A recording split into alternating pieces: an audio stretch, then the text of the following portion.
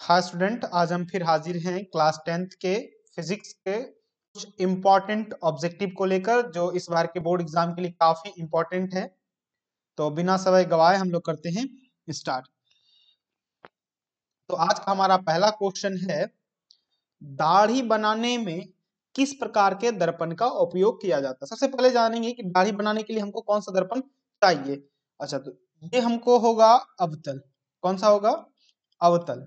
अच्छा, अब हमको ये जानना है कि अवतल क्यों होगा, क्योंकि हम लोग जानते हैं जब दाढ़ी बना रहे होंगे तो हमको अपने चेहरे से बड़े चेहरे देखने की आवश्यकता होती है। तो इस तरह का गुण किस दर्पण में पाया जाता है? तो इस तरह का जो गुण है वो अवतल दर्पण में पाया जाता है। किस तरह में, किस दर्पण में पाया जाता है? अवतल दर्पण में पाया जाता है। कैसे? जब वस्तु, ये फोकस है, ये ध्रुव है, इसके बीच स्थित होता है तो इसका प्रतिबिंब कुछ ऐसा बनता है, एक यहां से और दूसरा ऐसे होते हुए निकलता है। सॉरी, ऐसे करके एक सेकंड फिर से हम लोग बैक लेते हैं। कुछ ऐसा निकलता है एक फोकस से, और इसको हम लोग यदि आभासी रूप से इसे बढ़ाते चलें, और दूसरा जो है कि इसका वक्रता त्रिज्या से निकलता है, जो कुछ ऐसा होता है। यहाँ चलेंगे, इसके बाद ये डॉट डॉट में मिलता है, इसको हम लोग आगे बढ़ा लेते हैं। तो यहाँ बन रहा होता है, ये काल्पनिक रूप से बनता है, यहाँ काल्पनिक रूप से बनता है। तो यहाँ जो है कि प्रतिबिंब काल्पनिक रूप से बनता है। तो हम लोग देख रहे हैं ये हमारा वस्तु है, इसके तुलना में सीधा प्रतिबिंब बन रहा है और किसा वस्तु से बड़ा बन रहा है। इस गुण के कारण ही हम लोग दाढ़ी बनाने में अवतल दर्पण का प्रयोग करते हैं। तो ये था हमारा पहला क्वेश्चन। देखते हैं दूसरा क्वेश्चन। दूसरा क्वेश्चन कहता है, गोलीय दर्पण में फोकसांतर एवं वक्रता त्रिज्या के बीच संबंध, इसके बीच का संबंध। तो क्या होगा भाई? एफ बराबर हम लोग जानते हैं आर बाय टू। एफ बराबर आर बाय टू। तो हम लोग इसको ऐसे भी लिख सकते हैं, आर बराबर टू एफ। तो दोनों एक ही चीज है, चाहे हम लोग एफ बराबर आर बाय टू कहें और ये आर बराबर टू एफ। तो यहाँ दो दिया हुआ, ये दोनों ही आंसर हो जाएगा, आर बराबर टू एफ या फिर एफ बराबर आर बाय टू। तो बढ़ते हम लोग तीसरे क्वेश्चन की तरफ। तीसरा क्वेश्चन है, यदि किसी अवतल दर्पण की फोकस दूरी एफ तथा वक्रता त्रिज्या आर हो, तो सेम क्वेश्चन है, चाहे दर्पण अवतल हो या उत्तल, किसी में कोई फर्क नहीं पड़ता है, सब में क्या होता है? एफ बराबर आर बाय टू। तो आंसर हमारा हो जाएगा एफ बराबर आर बाय टू।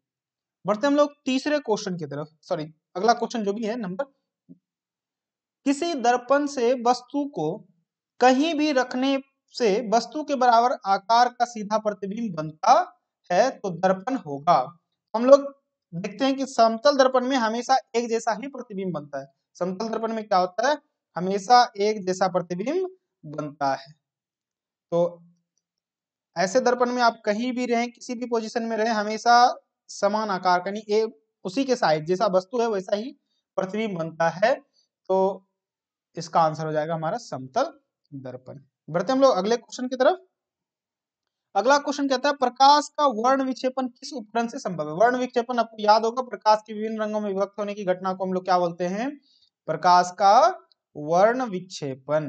क्या बोलते हैं हम लोग? प्रकाश का वर्ण विक्षेपण। यहीं से निकलता है 7 रंग, 1 2 3 4 5 6 और एक 7।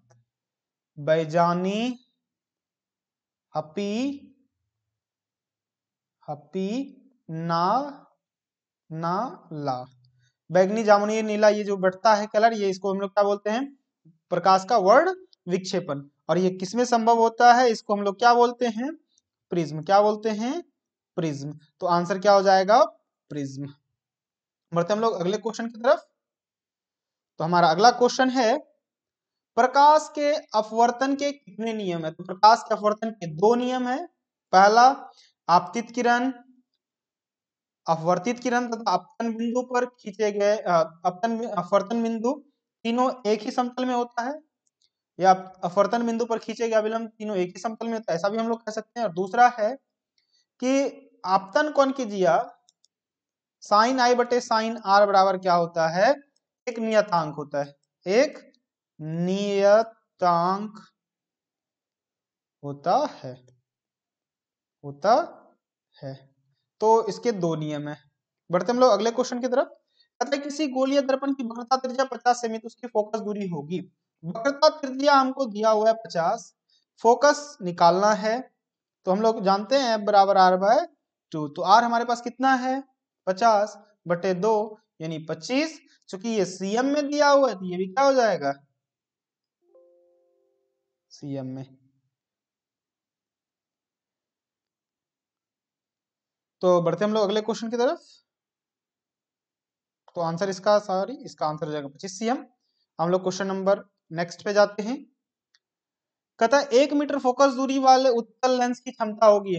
तो हम लोग जानते हो लेंस की क्षमता डायोप्टर होती है, और परिभाषा क्या है, यदि किसी लेंस की क्षमता यदि किसी लेंस की फोकस दूरी 1 मीटर हो तो उसका जो क्षमता है यानी पावर है वो भी कितना होगा 1 डायोप्टर होगा।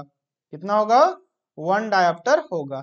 तो इसको हम लोग सीधा करते हैं 1 डायोप्टर, यानी ये वाला जो आंसर है हमारा क्या आ जाएगा 1 डायोप्टर आंसर होगा। बढ़ते हम लोग अगले क्वेश्चन की तरफ। तो हमारा अगला क्वेश्चन कहता है उत्तल लेंस की फोकस दूरी हमेशा होती है। तो देखते हैं उत्तल लेंस, ये हमारा उत्तल लेंस है, ये हमारा क्या है उत्तल लेंस है। इसकी फोकस दूरी इसकी जो फोकस दूरी है वो इधर होती है, ऐसे जाता है। तो ये चूंकि ये दाहिने ओर है, यदि हम चिन्ह परिपाटी के अनुसार देखते हैं ये मूल बिंदु, जो ये मूल बिंदु है, या इसको हम लोग प्रकाशिक बिंदु भी बोलते हैं। प्रकाशिक बिंदु के ये दाई ओर है, किधर है दाई ओर है, तो इसको हम लोग क्या बोलेंगे धनात्मक फोकस दूरी है। तो क्या हो जाएगा +B, धनात्मक को हम लोग +B बोलते हैं, तो ये हो गया धनात्मक, यानी आंसर हमारा ए हो जाएगा। बढ़ते हम लोग अगले क्वेश्चन की तरफ। मतलब प्रकाश का वेग, यहाँ थोड़ा सा है, वेग न्यूनतम होता है किसमें होता है भाई न्यूनतम, यानी सबसे कम। निर्वात में तो सबसे ज्यादा, फिर जल में उससे कम, और हवा में भी तो निर्वात के बाद हवा ही है, उसके बाद जल, और सबसे कम किसमें होता है कांच में। किसमें होता है कांच में। बढ़ते हम लोग अगले क्वेश्चन की तरफ। हमारा अगला क्वेश्चन कहता है निम्न में से कौन सा पदार्थ लेंस बनाने के लिए प्रयुक्त नहीं किया जा सकता है। भाई जल भी लेंस की तरह काम कर सकता है, कांच भी कर सकता है, प्लास्टिक भी हो सकता है, लेकिन मिट्टी का कहीं कोई नहीं है, मिट्टी का कहीं कोई नहीं है। तो आंसर क्या हो जाएगा मिट्टी। क्या हो जाएगा मिट्टी। अगला देखते हैं। कहता है काल्पनिक प्रतिबिंब हमेशा होता है सीधा। ये याद रखना है कि काल्पनिक प्रतिबिंब हमेशा क्या होता है सीधा। तो आंसर कौन सा हो जाएगा ए नंबर। बढ़ते हम लोग अगले क्वेश्चन की तरफ। आज का 13 नंबर क्वेश्चन है, सॉरी 13 या 14 जो भी है।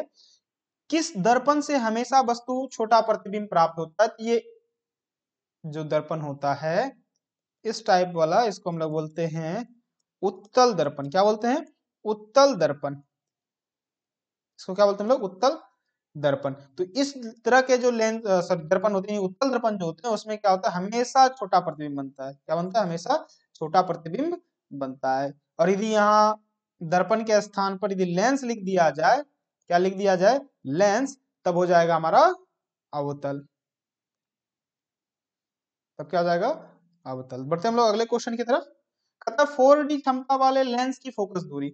हमको पावर दिया हुआ है 4 डायोप्टर। कितना दिया हुआ है 4 डायोप्टर, हमको निकालना एफ। तो 1/P, तो 1/4। अच्छा ये मीटर में होता है, इसको मीटर से हम लोग सीएम में चेंज कर लेते हैं, क्योंकि यहाँ सीएम में दिया हुआ है आंसर सारा। तो देखते हैं 4/100/4 यानी कि 25 सीएम। क्या हो जाएगा 25 सीएम। तो आंसर हमारा कौन सा हो जाएगा 25 सीएम।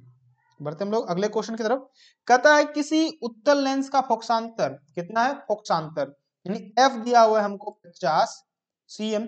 हमको इसकी क्षमता निकालना है, तो P बराबर 1/f। इसकी मीटर में होता है, इसको सीएम में चेंज कर लेते हैं, और f का मान 50 कट गया ये 2 बार में यानी 2। कितना हो जाएगा, क्योंकि अब लेंस उत्तल लेंस की बात हो रही है तो इसका फोकस दूरी धनात्मक होता है, तो इसका क्षमता भी क्या होगा धनात्मक, तो +2D। आंसर कौन सा हो जाएगा ये वाला। बढ़ते हम लोग अगले क्वेश्चन की तरफ। तो कहता है 17 नंबर, किस दर्पण से वस्तु का बड़ा प्रतिबिंब बनता है। तो भाई ये ऑब्वियसली है अवतल दर्पण। क्या हो जाएगा अवतल दर्पण, क्योंकि उत्तल से तभी तुरंत हम लोग पढ़े कि हमेशा छोटा बनता है। अगला क्वेश्चन देखते हैं। कहता है 2D क्षमता वाले लेंस का फोकसांतर होगा, यानी पुनः हमको P दिया हुआ है यानी 2D। तो F बराबर जानते हैं 1/P, क्योंकि ये मीटर में है, और ये चलो इसको सीएम में चेंज कर लेते हैं, बटे 2 यानी भाग दें तो कितना 50 cm। अब क्या पूछा है भाई, लेंस है। अच्छा इसमें ये भी नहीं पूछा गया है कि कौन सा है, तो यहाँ क्या हो जाएगा 50। बढ़ते हम लोग अगला क्वेश्चन। कहता है प्रकाश के परावर्तन का, ये तो सब लोग को पता है, प्रकाश के परावर्तन के दो नियम है। कितना है, 2 नियम है। प्रकाश के परावर्तन के 2 नियम हैं। कौन सा भाई, देखते हैं। एक ये वाला था, ये आपतन कोण बराबर परावर्तन कोण, यानी आई और ये आर, और क्या था आपतित किरण, परावर्तित किरण तथा आपतन बिंदु पर खींचे गए अभिलंब तीनों एक ही समतल में होता है।